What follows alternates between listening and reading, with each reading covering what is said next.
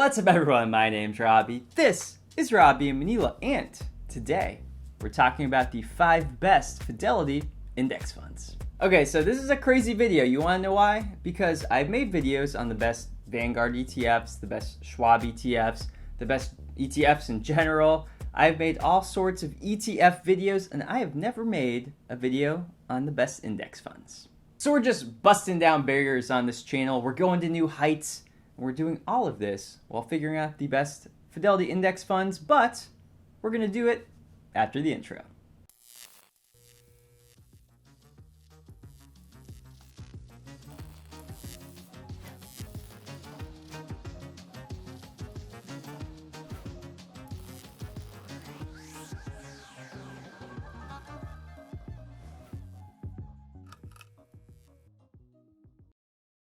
Okay, let's do this, but first, you gotta let me know in the comments below, do you have a favorite, and is your favorite in the list that I'm giving you today? Let me know. Maybe I missed something, you know?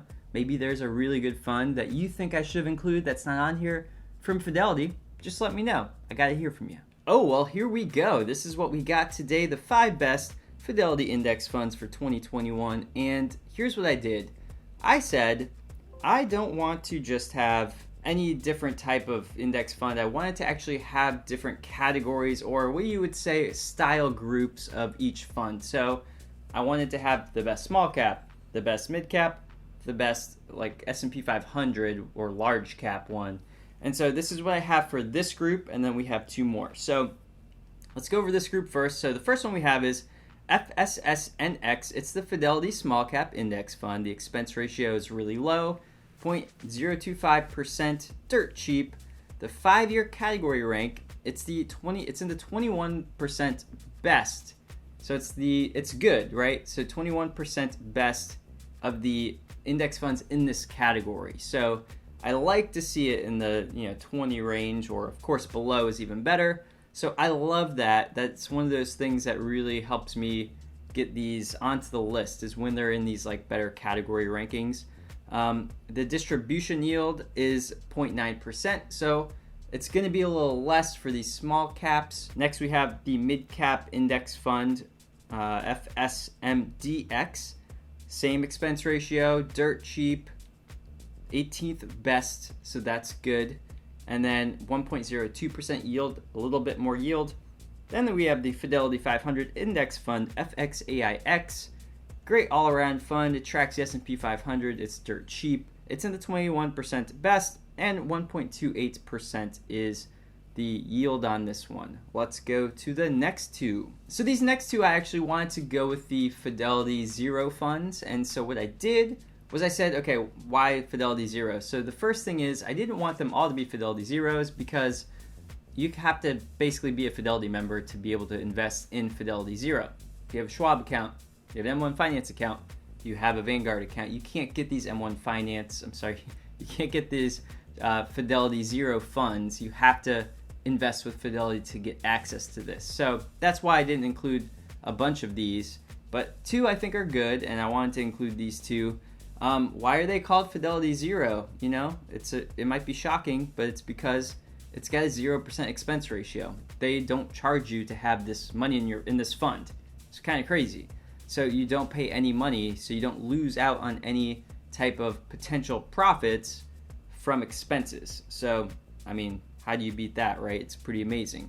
The thing with these is they're younger, so the category rank, the 3-year category rank, I can go back on this one, FZIPX, because it can't go back much further than 3 years, so it's in the top 34% best. So not quite as good as I like to see it, but I put this here because it's got the 0% expense ratio, which is amazing for a lot of people. And if you're sensitive to expense ratios, then this is going to be great for you. The distribution yield, 1.05%. This thing is, well, you'll see later like what this invests in, but it's actually kind of interesting fund. Next, we have the Fidelity Zero, the international fund. So I did think it would be good to have some type of international fund in this thing, not all domestic US stuff. So I wanted to get this one in there. I think this is a good one. FZILX, 0% expense ratio. It's in the 19th best for the year, which is good. So I'm liking that part of this. 1.53% distribution yield. Next up, we have the returns of some of these. So what we're looking at here is the return of over 5 years of FSSNX, FSMDX, and FXAIX. As you can see, FXAIX, which is the S&P 500 tracking one, did the best. So this one, your 10,000 over 5 years would have grown to 22,239, and this is this blue one. Now, there are times when this is not going to happen, times when it will, and that's the whole thing with like going with a style. Large cap, small, mid. Sometimes mid caps will do better. Sometimes small will. Sometimes large will. So, depending on how you invest, maybe you, in a certain time period, you decide that you want small caps more than large caps, and you want to put a little bit more in small caps, more large caps, whatever. So, the 5-year return. This is the annual rate of return over 5 years. So very good funds, all of these. Like, I would have been happy to have them almost 15% for the first two, and then 17.33% for the next one. Great. So like I said before, on this one, we couldn't go back too far because a lot of these funds are a bit younger. So you'll see they don't even start at the same point. FZILX is showing if you had invested 10,000, what it would have grown to. And this is a short time period, and it would have gone up to almost 13,000. And then we have the percent rates of return over this time period. So the 1 years for FZIPX, 51%. I mean, that's a great return over the 1 year. And then the 1 year for FZILX, 28.91%. So that's good. These were trailing the S&P 500 index as of this point. So you can see that. And then what's interesting is you can see FZIPX, which had a good return here, really didn't do so hot for a few, but then it really shot up and even did better than FZILX, passing it there. So interesting. Now we go through the portfolio metrics. The first thing we have here are the styles, style boxes essentially, and FSSNX. This kind of helps us just see like how the capitalizations of the companies are. Are they big companies? Are they small companies? Like small cap, mid cap, large cap, right? So of course, FSSNX is a small cap fund, so it should be here, and it is. So, but it's cool to see what the different, if it's value growth or a blend. And so it looks like it's actually pretty evenly distributed. So, just something that you can kind of look at. This has a bit more of a blend type weighting to it. And then you see the different holdings, some things you've heard of before. You've got Caesars Entertainment. Penn National Gaming has been a popular stock, for a year or two. GameStop, you've heard of GameStop. It's all over the news these days, so that's in here. And then you've got some interesting like Novavax. So that's, an interesting one, maybe a pandemic play or something like that.